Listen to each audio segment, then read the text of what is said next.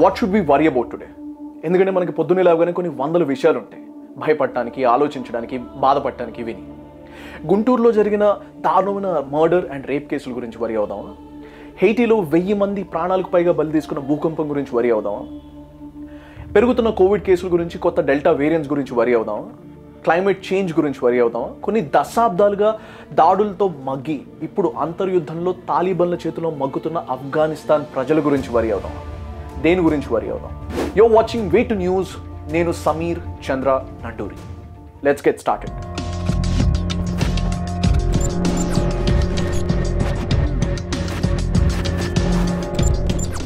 With great power comes great responsibility.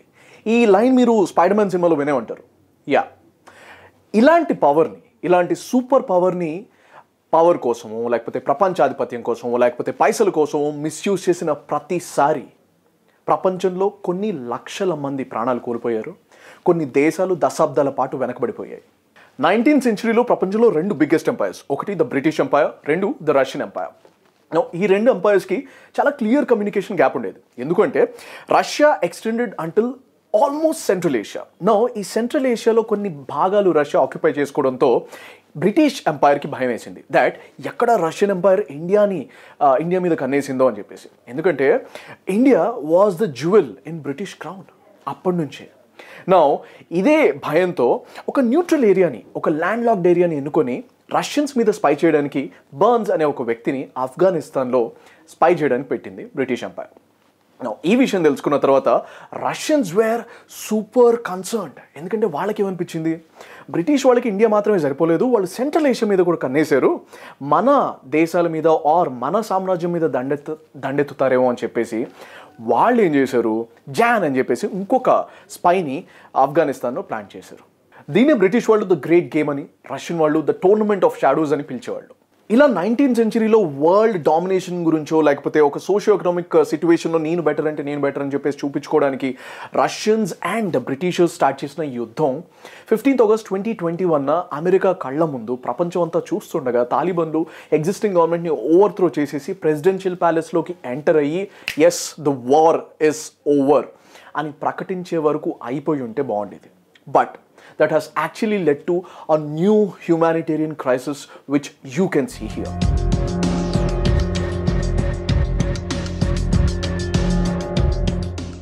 జిహాద్. ఈ పేరు వినని వ్యక్తి నాకు తెలిసి ఎవరు ఉంటారు. ఈ పేరు ఆర్ ఈ వర్డ్ వినగానే మనకు గుర్తొచ్చేది ఏంటి, ఒక group of radical Muslim people who are also called as terrorist, terrorizing the world, taking lives of innocent people కదా. అమాయకుల మీద బాంబులు వేస్తూ ఉంటారు, ప్రాణాలు తీస్తూ ఉంటారు, ప్రపంచంలో శాంతి భద్రతలకి భంగం కలిగిస్తూ ఉంటారు. Exactly. This is just half the picture. ఇది హాఫ్ ట్రూత్ మాత్రమే. ద కంప్లీట్ పిక్చర్ ఏంటో తెలుసా? అసలు ఇలాంటి జిహాదీలు తయారవడానికి కారణమే ఈ super powers, the so called British, Russia, America. Let me tell you that story. So బేసిక్గా రష్యన్ సుప్రీమసీని కౌంటర్ చేయడానికి బ్రిటిష్ వాళ్ళు ఆఫ్ఘనిస్తాన్లో వాళ్ళ పప్పెట్ గవర్నమెంట్స్ని పెడుతున్న టైం అది. ఇది లోకల్ ఆఫ్ఘనిస్తాన్ ప్రజలకి నచ్చలేదు అండ్ లోకల్ వార్లార్డ్స్కి నచ్చలేదు. Hence Anglo Afghan wars broke out. First war అయిపోయింది 1839లో ఆర్ 18th సెంచరీలో. దాని తర్వాత సెకండ్ వార్ అయిపోయింది. ఫైనలీ థర్డ్ వార్ టైంకి World War I జరుగుతుంది. అండ్ ఆల్రెడీ బ్రిటిష్ వాళ్ళు financially and economically and military wise చాలా వీక్గా ఉండిన సిచ్యువేషన్ అది. మా వల్ల కాదురా మీతో అని చెప్పేసి 1919 August 8th ఒక పీస్ ట్రీటీ రూపంలో ఆఫ్ఘనిస్తాన్కి ఇండిపెండెన్స్ ప్రకటించింది బ్రిటిష్ ప్రభుత్వం. ఇదే టైంలో రష్యాతో ఆఫ్ఘనిస్తాన్ ప్రజలకి ఆర్ ప్రభుత్వానికి ఒక ఫ్రెండ్లీ రిలేషన్షిప్ ఉంది. The then Bolshevik regime greatly supported Afghanistan and its people in various ways, military పరంగా, పైసల పరంగా. సో వీళ్ళిద్దరికీ ఒక ఫ్రెండ్లీ అట్మాస్ఫియర్ క్రియేట్ అయింది which wasn't very welcomed by America or British at that point of time. But this friendly relationship ఎప్పటి వరకు continue అయింది? December 1979 వరకు. దాని తర్వాత ఏమైంది? జిహాదీలు పుట్టారు. దాని తర్వాత ఏమైంది? As a consequence of that తాలిబాన్లు కూడా పుట్టారు. But what exactly happened in the December of 1979? Imagine, మీ ఇంటికి ఎవరైనా వచ్చి మీరు ఏం తినాలి, ఏం తినకూడదు, ఎలాంటి బట్టలు వేసుకోవాలి, ఎలాంటి బట్టలు వేసుకోకూడదు, చదవాలా వద్దా, ఇలాంటి విషయాలని చెప్తుంటే మీ కోపం వస్తుందా రాదా? మా విషయాలు మేము చూసుకుంటాం, get out of my house అనాలనిపిస్తుందా లేదా? ఎగ్జాక్ట్లీ. ఆఫ్ఘనిస్తాన్లో లోకల్ ఇస్లామిస్ట్ గ్రూప్స్కి కూడా అలానే అనిపించేది. ఎందుకు అంటే ఆఫ్ఘనిస్తాన్లో ప్రభుత్వం ఆఫ్ఘనీస్ చేతనే నడపబడిన దాని కంట్రోల్ అంటే ఆ స్విచ్ బోర్డ్ మాత్రం మాస్కోలో ఉండేది, because it was a communist government. అది లోకల్ ఇస్లామిస్ట్ రాడికల్స్కి అసలు నచ్చలేదు. Hence there are lot of mini wars inside Afghanistan. దానివల్ల గవర్నెన్స్ అనేది చాలా కష్టమైంది. అందుకనే ఆ ఎగ్జిస్టింగ్ రష్యన్ బ్యాక్డ్ గవర్నమెంట్ రష్యాకి వెళ్ళి రష్యన్ ప్రెసిడెంట్ని ఆర్ సుప్రీమోని కలిసి హెల్ప్ అడగడం స్టార్ట్ చేసింది. నో ఆ హెల్ప్ అడిగి ఆయన తిరిగి ఆఫ్ఘనిస్తాన్ వచ్చేలోపు ఒక అసాసినేషన్ అటెంప్ట్ అండ్ ఒక attempt to over through that government జరిగింది. నో దీన్ని చూసి కూడా రష్యా రియాక్ట్ అవ్వకపోతే ప్రపంచంలో దాని ఇమేజ్ డ్యామేజ్ అవుతుంది అని చెప్పేసి డిసెంబర్ 1979లో 80,000 సోల్జర్స్తో ఆఫ్ఘనిస్తాన్ మీద అటాక్ చేసింది. ప్రెసిడెన్షియల్ ప్యాలెస్లోకి చొచ్చుకొని వెళ్ళి ఆ ప్రెసిడెంట్ ఎవరైతే ఓవర్ త్రో చేసి కొత్తగా రూలర్ జాయిన్ అయ్యాడో ఇస్లామిస్ట్ రాడికల్ గ్రూప్కి చెందిన వ్యక్తి తన్ని అసాసినేట్ చేయడం జరిగింది.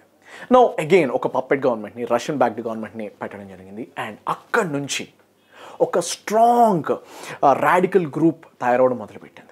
ఆ స్ట్రాంగ్ రాడికల్ గ్రూప్ పేరే ముజాహిదీన్. నో ఈ ముజాహిదీన్ అనే వాళ్ళు ఏం చేస్తారు అంటే వాళ్ళ రిలీజన్ కోసం వాళ్ళ వాల్యూస్ కోసం పోరాడుతూ ఉంటారు. వాళ్ళనే జిహాదీస్ అని కూడా అంటారు. నో దిస్ ఇస్ హౌ జిహాద్ was born, because two superpowers were not content with the power that they had. Now this is when America saw an opportunity to counter Russians' supremacy in Afghanistan. అందుకనే ఏం చేసింది, పాకిస్తాన్ ద్వారా ఈ ముజాహిదీన్ గ్రూప్స్కి అమ్యునేషను డబ్బులు supply చేయడం start చేసింది. And పాకిస్తాన్లో ఉన్న ఐఎస్ఐ సౌదీ అరేబియా దగ్గర నుంచి కూడా హెల్ప్ తీసుకోవడం స్టార్ట్ చేసింది. So Pakistan's ISI and Pakistan's government essentially started exploiting both America and Saudi Arabia. And సగం వీళ్ళు నొక్కేసేవాళ్ళు అండ్ సగం నిజంగానే ముజాహిదీన్కి ఇచ్చేవాళ్ళు. సో అదే టైంలో పాకిస్తాన్స్ ఐఎస్ఐ దాదాపు 40 ముజాహిదీన్ గ్రూప్స్ని కంట్రోల్ చేసేవాళ్ళు. నో వీళ్ళలో రాడికల్ ఇస్లామిస్ట్ ఉండేవాళ్ళు, కన్జర్వేటివ్ ఇస్లామిస్ట్ ఉండేవాళ్ళు. ఇదంతా ఒక different story altogether. But what exactly happened, వీళ్ళకి ఆర్మ్స్ అమ్యునేషన్స్ వచ్చేసరికి రష్యన్స్ మీద రష్యన్ బ్యాక్డ్ గవర్నమెంట్ మీద యుద్ధం చేయడం స్టార్ట్ చేశారు. అండ్ ఫైనలీ ఈ 80s అంటే మిడిల్ 80s నుంచి లేట్ 80s మధ్యలో రష్యా వాజ్ గెటింగ్ వీక్. ఎందుకంటే సోవియట్ యూనియన్ ఆల్మోస్ట్ ఒక బ్రేక్ దగ్గరకు వచ్చేసింది. Now everyone were very sure that Soviet Union is going to break apart and Russia Afghanistan ni వదిలి వెళ్ళిపోతుంది అని చెప్పేసి సరిగ్గా అదే జరిగింది. 89లో Russia signed a deal saying that we are leaving Afghanistan.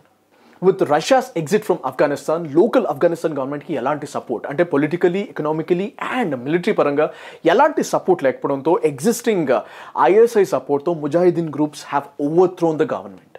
దాని తర్వాత ఒక సివిల్ వార్ బ్రోకౌట్ అయింది between the existing government and Mujahideen groups.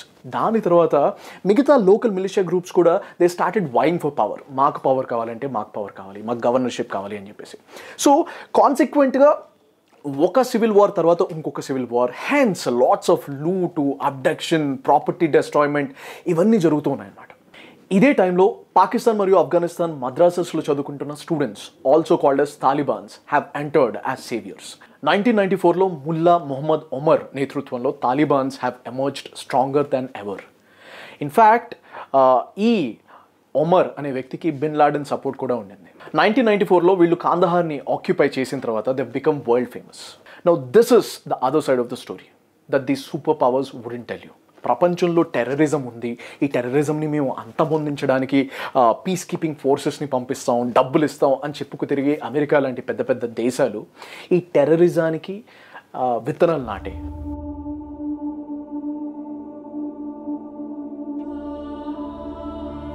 After 20 years and spending $83 billion, America ఏం చెప్పింది దట్ మేము బీభత్సమైన సెక్యూరిటీ అరేంజ్మెంట్స్ చేసాం, గవర్నమెంట్ని సెట్ చేసాం, ఏ ప్రాబ్లం లేదు, ఇన్ఫ్యాక్ట్ 3 లక్షలకు పైగా వెల్ ట్రైన్డ్ సోల్జర్స్ ఉన్నారు, ఎలాంటి ప్రాబ్లం లేదు అని చెప్పేసిన తర్వాత కూడా ఒక small group of Taliban forces ఎలా గవర్నమెంట్ని ఓవర్త్రో చేయగలిగాయి, దేశాన్ని ఎలా ఆక్రమించుకోగలిగాయి.